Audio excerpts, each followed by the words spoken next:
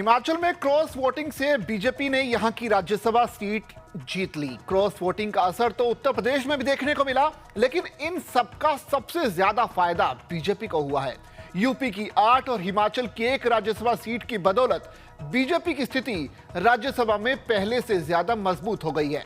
अप्रैल में खाली होने वाली 56 राज्यसभा सीटों में से बीजेपी ने 30 सीटों पर जीत हासिल की है। इसके साथ ही राज्यसभा में अब बीजेपी बहुमत के आंकड़े से सिर्फ 4 कदम दूर है। तो निचले सदन के साथ साथ बीजेपी ने कैसे बढ़ाए उच्च सदन में बहुमत की ओर कदम, आपको इस रिपोर्ट में दिखाते हैं।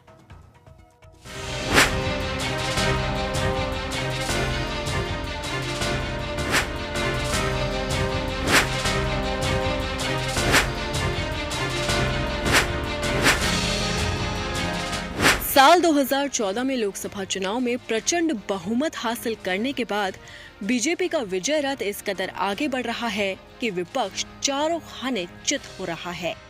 2014-2019 में बड़ी जीत के बाद अब बीजेपी हैट्रिक लगाने का दम भर रही है। इसी के साथ ही बीजेपी के कदम राज्यसभा में भी बहुमत की ओर बढ़ रहे हैं, जिसकी गवाही हाल ही में हुए राज्यसभा चुनाव के नतीजे दे रहे हैं।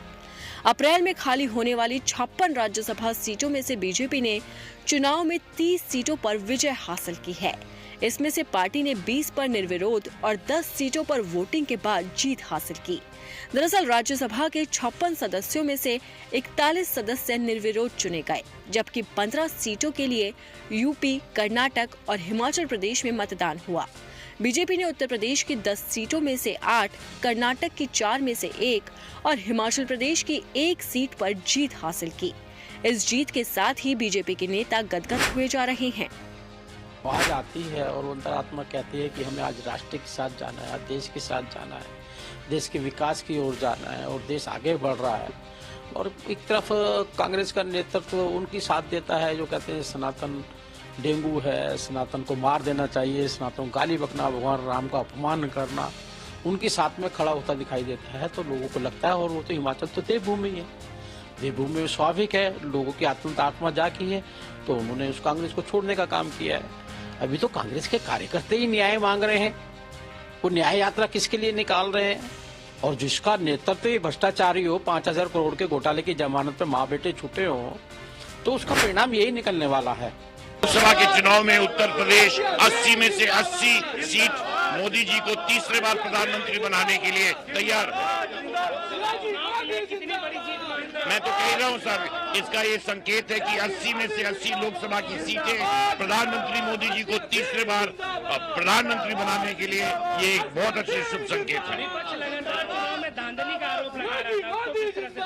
सर, समाजवादी पार्टी में डर, समाजवादी पार्टी के राज में उत्तर प्रदेश की जनता ने देखा है किस तरह डराया जाता था, धमकाया जाता था, जिस तरह की लूटपाट होती थी, भ्रष्टाचार होता था, जिस तरह की गुंडाई होती थी। अब इस राज्य में मोदी जी के हिंदुस्तान नए विकसित देश में और उत्तर प्रदेश के हमारे मुख्यमंत्री जी ने हर व्यक्ति सुरक्षित महसूस कर रहा है और पूरा देश विकसित होने के लिए तैयार है। अभी आपका प्रत्याशी जीत गए, कितनी बड़ी जीत मान रहे हैं? देखिए, ये तो माननीय प्रधानमंत्री जी की जो सेवा के कार्य रहे हैं, ये उसकी जीत है। एक संदेश दिया है देश की राजनीति में कि सेवा करेंगे तो आगे बढ़ेंगे, सेवा करेंगे उनकी पार्टी भी आगे बढ़ेगी। एक जो प्रेरणा मिल रही है, और वह मोदी जी का और योगी जी का जो शासन है उत्तर प्रदेश के अंदर और केंद्र के अंदर, जो उनके कार्य है, ये उनकी जीत है। विपक्ष लगातार धांधली का आरोप लगा रहा था। नहीं, धांधली तो वो लोग खुद किया करते थे जब वो सरकार में थे, उन्हें वही पुरानी याद आती है और वैसे ही आरोप वो लगा रहे हैं। अपने दल को संभालने का काम करें वो, और चूंकि अब मोदी जी के विकास का, जो योगी जी का विकास का जो एक जादू जनता के बीच में चल रहा है, तो उसे ये रोक नहीं पाएंगे। लोकसभा चुनाव के लिए कितनी बड़ी जीत मानते हैं? जीतेंगे 8 तो हम जीते हैं। उत्तर प्रदेश की आगामी लोकसभा चुनाव के 8 के स्थान पर 80 सीटें जीतने का काम भारतीय जनता पार्टी करेगी। ये जीत बीजेपी के लिए दोहरी खुशी लेकर आई है। जहां एक तरफ राज्यसभा में सदस्यों की संख्या बढ़ गई, तो वहीं बहुमत की दूरी भी कम रह गई। हाल ही में 30 सीटें जीतने के बाद बीजेपी की राज्यसभा में संख्या बल 97 हो जाएगी। वहीं बात करें एनडीए की तो बीजेपी के नेतृत्व वाले एनडीए के सांसदों की संख्या 117 हो जाएगी। ये आंकड़ा बता रहा है कि बीजेपी बहुमत से महज 4 कदम ही दूर है। दरअसल राज्यसभा में बहुमत का आंकड़ा 121 है और एनडीए के पास अब 117 सांसद हो गए। दलगत स्थिति की बात करें तो बीजेपी 97 सांसदों के साथ राज्यसभा में सबसे बड़ी पार्टी बनी हुई है। इसमें से 5 नॉमिनेटेड सदस्य हैं। बीजेपी के बाद कांग्रेस के पास राज्यसभा में सबसे ज्यादा सीटें हो जाएंगी।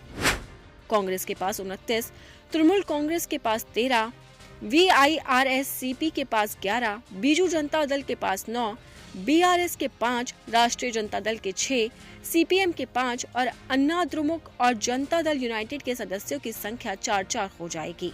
इसके अलावा राज्यसभा में समाजवादी पार्टी के सदस्यों की संख्या भी 4 हो जाएगी।